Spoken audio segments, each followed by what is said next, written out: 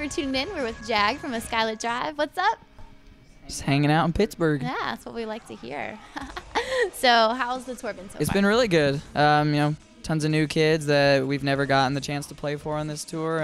It's awesome. Hopefully making some new fans, with a little bit of a heavier crowd. So it's a nice change. Cool. So, for someone who's just tuning into a Skylit Drive, how would you describe your music? I guess the easiest way, like let's say I was talking to what I call a seasoned veteran, Okay. an older person. Yeah. I'd say kind of like a modern day Iron Maiden, but just a little more rock and roll. Hey, that works. Yeah.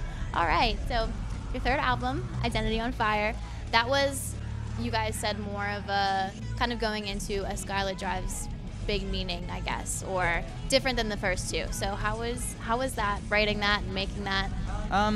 It was definitely fun, but it was definitely the most difficult record to make because it was the most real one that we had done. I mean like topic wise. Writing and everything from the heart and just making it making the topics a little more easy to relate to for the fans. Compared to the other two albums where we kind of went a little crazier with the lyrics. The first one was just kind of random here and there just because we wrote it so fast. And then Adelphia we wrote really fast too, and that was just super fantasy, almost like a novel type setting. So it was fun, but definitely the most difficult one to make. So when you guys write your music, is it a collaborative process, or do you write the lyrics and everyone else writes the music, or? It's definitely like a group effort. Most things start with guitar riffs and everything, and then we'll kind of piece the song together from there as a group. And then the vocals come last. Sometimes we'll base it around a hook or something, like a vocal hook, but it usually starts with the music. Okay. And would you say you're thrilled with the way it came out, or is there anything you'd change about it? There's always things that we'd change. But overall, I'm happy with it. I think that it's the album that we should have put out. And then, I can only hope that the albums that we continue to put out are, we feel the same way afterwards. That's great. Now, speaking of that, there's rumors of a fourth album in the making. Yeah, we're kind of slowly writing on this tour, but writing's really gonna kick in when we get home. We're gonna be home for all of May and June and part of July, writing the new album, and then we'll even continue writing over our summer tour.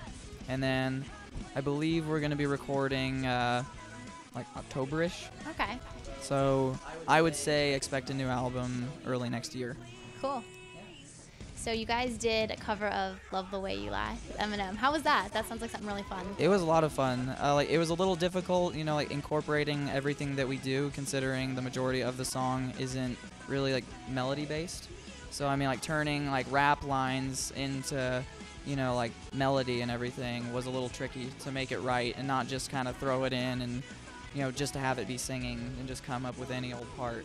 So it took a bit to get the groove down that we wanted, but once we found it, it just kind of all came out. Your name, Skylit Drive. Is there any meaning behind that, or how did it come Really? up? Well, I joined the band, a year and a half to 2 years after they had started, but from what I was told, it was their first drummer. He just randomly said it one drunken night. He's like, dude, it's Skylit Drive, it's sick. And then that's about it. Well, hey, it works. It sounds good. So. Yeah.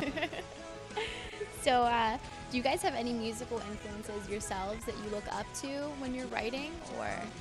Honestly, I probably listen to not as much music when I'm trying to write because I don't want to take away from any other artist, and I don't want to do something anybody else has done. I pretty much block out almost all music, and I'll just listen to what I'm writing and try to be inspired by what I'm already doing. Just keep it as original as I can. But that's just, I can't speak for everybody. I know some members love to listen to different styles of music to kind of piece things together, but for me personally, even singing wise, I don't look to other singers for guidance or anything like that. I'm just kind of this is how I want to do it, this is how I'm gonna do it, this is how it comes out, and that's it. Okay, cool. We're to go on the RV right now. Turn on the iPod shuffle. What would we find from a Skylit Drive? Depends on his iPod. But I guess if you plug it in mine. I mean, you'll find anything from, Copeland to Conditions. I'm wearing their shirt right now. They're a newer band. They're completely amazing. They're actually probably like one of the main bands I listen to right now. Jimmy Eat World all the way to Celine Dion and like the Moulin Rouge soundtrack and everything. I mean, pretty much anything with like good vocals is what I'm into. But you'll find, I mean, even all the way to like the Rascal Flatts and stuff. Oh, all right. I'm just a fan of good singers. Did you on your off days from tour? We just had an off day yesterday. Our off days can either be extremely boring, which consists of everybody sitting in their respective beds talking about how badly they want to order pizza and then waiting till the last minute to do it, and doing laundry if we, build up, the courage to do it.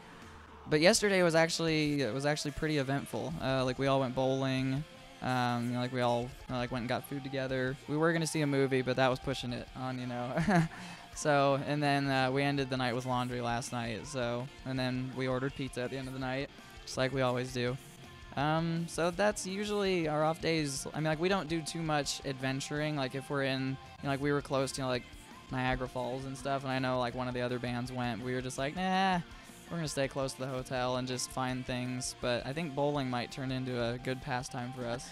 That sounds fun. I know, like bowling. Forget about bowling sometimes. Ah, cool. So do you guys have any summer tour plans? We're going to be on the All-Star tour. Okay, Summer. cool. And then who else is going to be playing with you guys on that? The headliner is Suicide Silence, and then there's, like a bunch of other like heavier bands. Like I know like The Word Alive and Icy Stars are on it with us. I know Dance Gavin Dance will be on a part of it. Attila's on it. Like Make Me Famous, Stick to Your Guns. There's just a handful of other bands. So like last year was its first year, so I'm excited to see what it's like versus Warped Tour. Great. Yeah, because I know you've done Warped Tour quite a few years in a row now. So. Well, we did it in 2009 and 2011. So. Okay. Cool. Yeah. That should be fun. So what would you give to bands that want to follow in your footsteps? Any cool advice or? I mean, like the hardest part is like willing to sacrifice, and like not just willing to sacrifice things that you're willing to give up, but willing to sacrifice anything. You have to make it your number one, and if it isn't, then rarely will a band make it if that's not their number one. That guy made that his number one, so he did that wonderfully. All right, well, thank you so much. It was really great talking to you. Thank you.